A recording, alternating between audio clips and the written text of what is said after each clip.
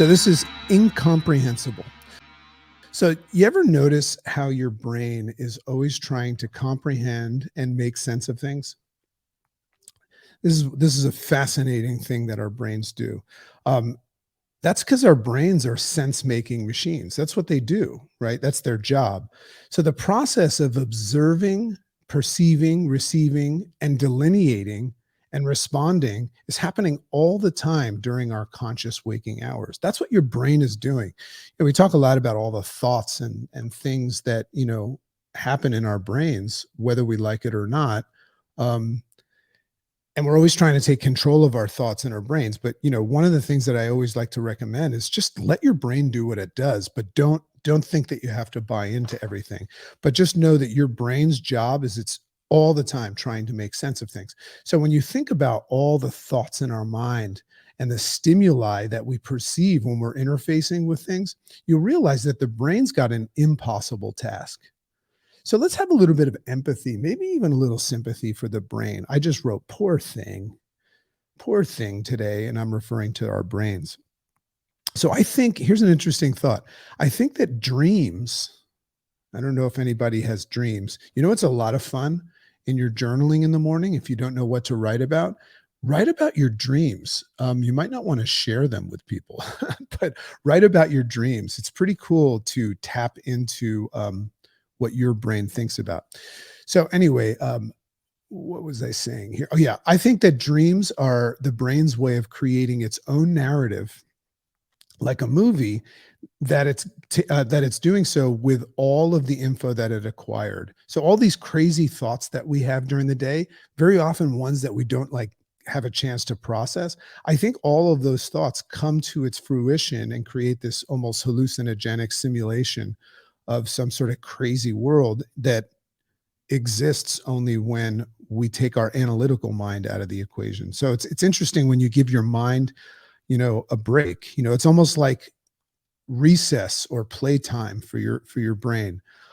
So the reason why I'm saying that is that kind of validates what I'm saying, that your brain's just got so much going on. Let it do it. Let it do its thing. You get a crazy thought today, including the idea that you can't do something. You don't have to pay attention to it. It's just your brain thinking. In Buddhism, they just say, when you recognize that, just say the word, say thinking, and it just reminds you that's just your brain thinking, but it doesn't mean anything. So the challenge with this sense-making system running on autopilot is that it doesn't like to be wrong. I know some of you personally, and you don't like to be wrong. You might be emotionally intelligent and recognize that that's silly and choose to be kind versus right. But your brain, remember, your brain's 95% or more running on autopilot, doesn't like to be wrong. So it doesn't like it doesn't like not knowing stuff, your brain. That's why it's a sense-making machine. So recognizing the fact that we don't know and comprehend everything that we interface with, this prompts the brain, because it doesn't like to be wrong, to correlate what it perceives and cross-reference it. It's like when the brain perceives something and it doesn't understand it, it doesn't like that. So what it does is it'll cross-reference it with something else that it does comprehend and make its attempt to create a solution or hypothesis of what's going on, even if it's not correct, right?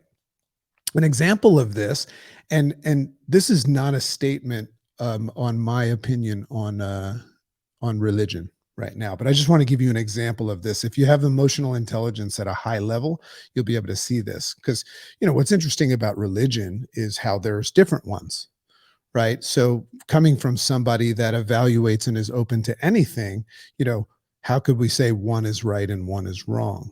Right. So that's just where I'm coming from. I'm not saying whatever somebody's passionate about and have faith and hope in, that's great, because I have faith and hope in my own things as well. But here's what's interesting. An example of this is may show up in religion. In many ways, religion, as an example, is a blueprint, or a manual to help explain the unexplainable. It's a guidebook for humans to create a narrative that makes sense of the incomprehensible. So just think about that. There's many versions of this. philosophies, concepts, and things like that. These are things that our brain cross references and uses as some sort of a manual or a blueprint to make sense of the incomprehensible. Right. Now, why is this an important thing? Well, today's focus is on this area of things that, we come across that are incomprehensible. And we struggle so much to try to figure out why did that person say that to me? Why did my company do this? Why is the economy like that? Why did the government do that? Totally out of our control, but our brain doesn't like not knowing. So what it does is it forms some sort of a concept or opinion, and it's cross-referencing your blueprint or your manual. That's what's going on. So things we just don't have the capacity to understand and make sense of. So my message is this: it's okay. It's okay to not understand something. We don't need to know everything. I'm going to give you a break today. We don't need to know everything, and perhaps everything doesn't need to be known. We don't need to know everything, and I believe that everything doesn't need to be known. You can be really good at knowing certain things, but certain things you're not so good at knowing. Me too. So if you come across a person, place, or thing or happening that doesn't make sense to you today, like trying to figure out why someone would say what they did or do what they did, let yourself off the hook today and allow yourself to not need to know. What a blessing. What a gift that is. That's why you should share this with somebody. Just maybe you don't need to know. I'm going to give you the break today. You don't need to know everything. Sometimes making sense of things is accomplished by recognizing that they don't make sense. Do you understand that that's a different way of making sense of something, is understanding that it doesn't make sense. It makes sense that it doesn't make sense, right? Because it's not what I make sense of. So they have their own category, and that's okay, those things. And there's a lot of them.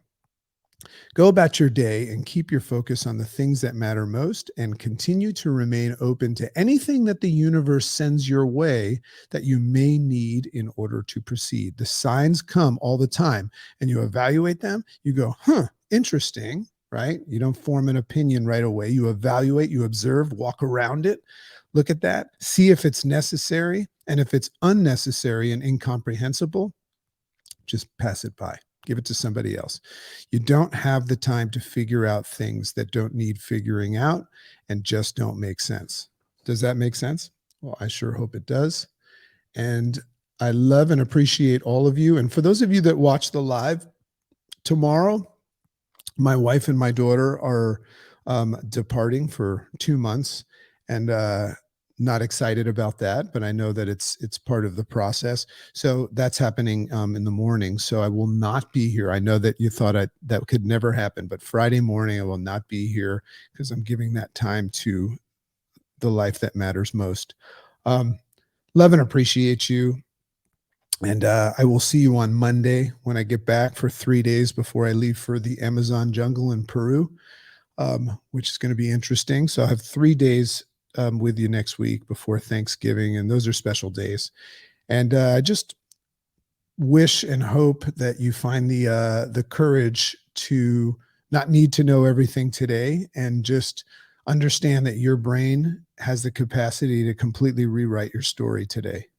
And you don't need to wait until you're miserable enough to take action. Just go have fun today and take action. And maybe one of the ways you can do that is to just recognize that most of the things that you're going to perceive today actually don't matter.